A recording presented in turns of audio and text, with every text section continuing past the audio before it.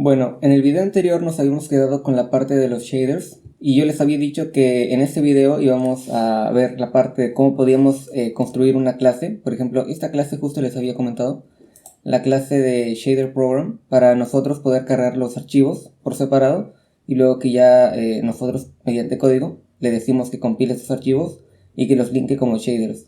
De hecho es justo lo que he logrado por acá en el main.cpp. Si nos vamos por acá vamos a encontrar la función que carga los shaders, que es simplemente la función del constructor. De hecho acá está, esta es la parte que carga los shaders. Si se recuerdan, aquí lo teníamos como estaba antes, nosotros lo teníamos en cadenas de texto, sin embargo luego ya lo puse como si fuera archivos separados por acá.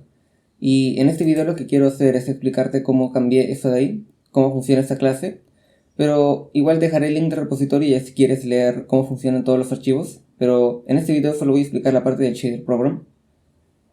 Una cosa importante decir es que para que los archivos se copien, porque acá tengo los archivos aquí en una carpeta que se llama resources, y acá tengo dos archivos, ¿no?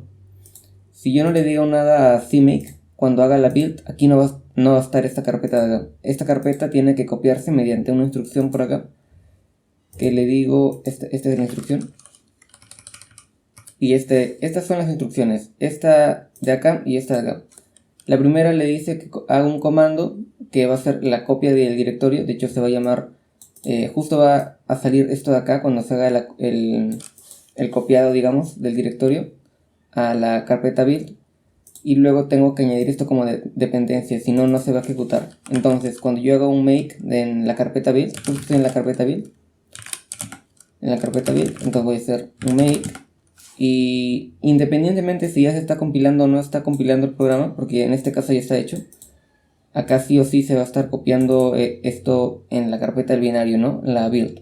Otra cosa que también he cambiado es que ahora ya no estoy utilizando esta extensión que tenía antes. Yo utilizaba esta extensión de acá para la parte del IntelliSense y la parte del autocompletado, pero ahora ya estoy utilizando otra extensión que es Sealant.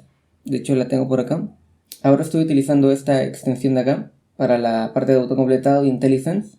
Yo considero que es mucho más rápida, sin embargo, para poder utilizarla, si que tú la quieres utilizar, es necesario, acá nos dice que hay un archivo que se llame compilecommands.json y ese archivo lo puedes sacar cuando usas CMake. Entonces, cuando tú usas CMake, puedes utilizar esta instrucción de acá que me dice CMake export compile commands on.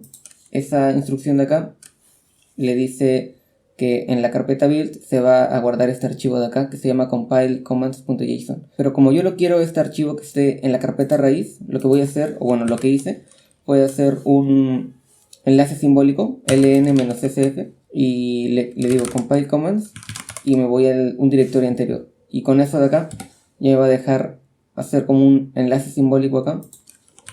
De hecho acá creo que pasó algo. No pasó nada. En fin, lo que sucede es que ahora este archivo está linkado con este archivo y cualquier cambio que pase acá se va a reflejar acá. Así que no hay ningún problema por ese lado.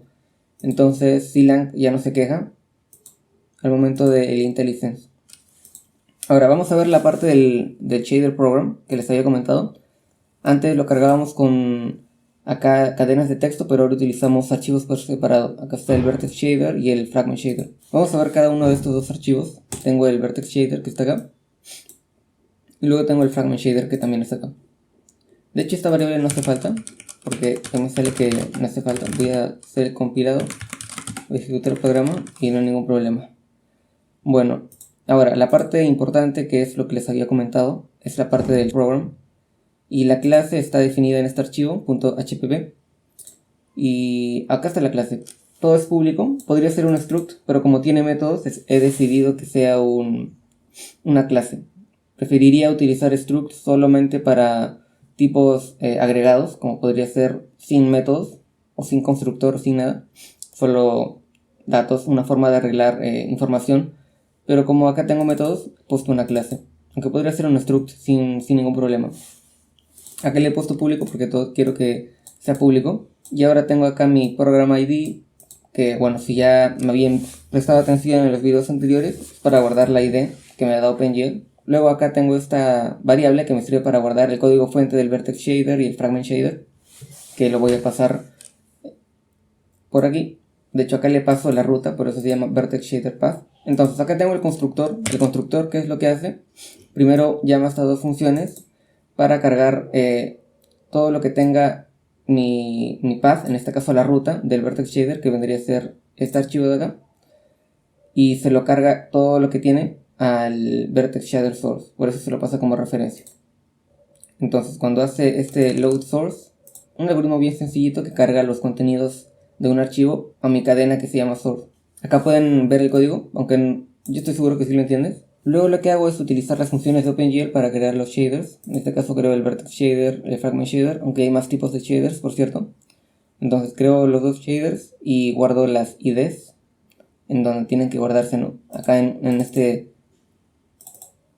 esta variable de acá. Luego, ahora utilizo como una forma de guardar las cadenas del código fuente en formato de cadenas de C. Bueno, este es el formato de las cadenas de C. En C++ se suele utilizar esto de acá, que es parte de la STL, ¿no? Pero acá, como OpenGL me trae como una especificación basada más en C, lo estoy pasando de C++ a C prácticamente. Entonces utilizo este tipo y bueno, ese es el tipo de cadena que estoy utilizando ahora. Entonces paso el tipo de cadena acá con esta función de acá, con CSTR, y luego ya utilizo la función de acá, ¿no? Esto ya es bien conocido porque ya le había explicado cómo funcionan los shaders en videos anteriores. Entonces acá simplemente estoy como moviendo el código para que sea un poco más ordenado.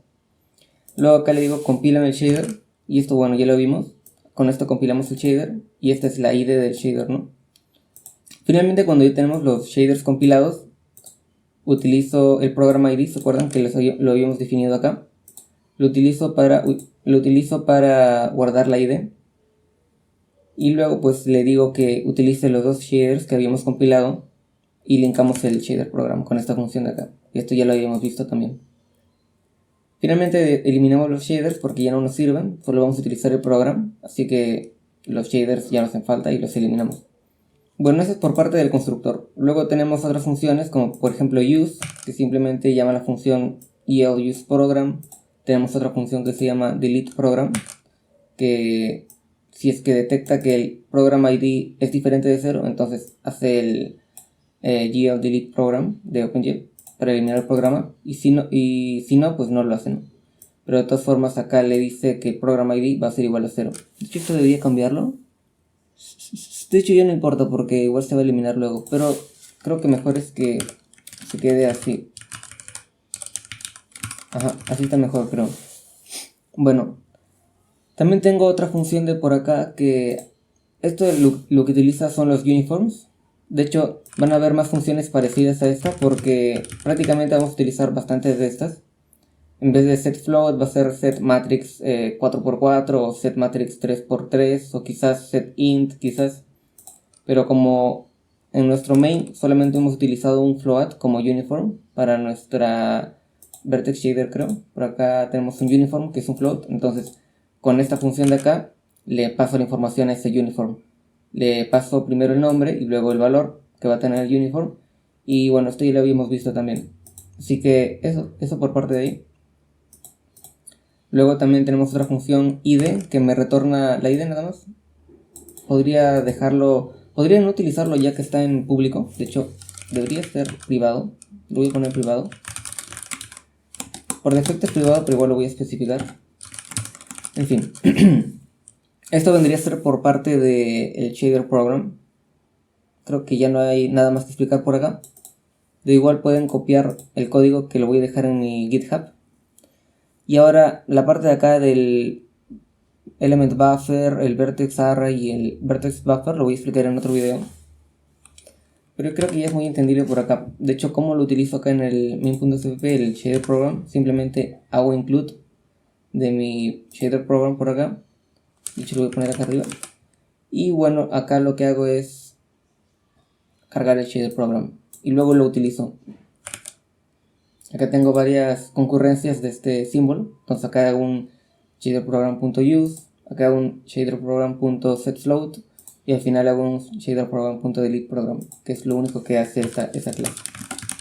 Voy a compilarlo y voy a ejecutarlo para ver si no hay ningún problema, y efectivamente no hay ningún problema. Y bueno, eso vendría a ser por parte de la abstracción del shader program, que está en esta clase de acá. Y bueno, nos vemos en el siguiente video para hablar acerca del element buffer, el vertex array y el vertex buffer de acá.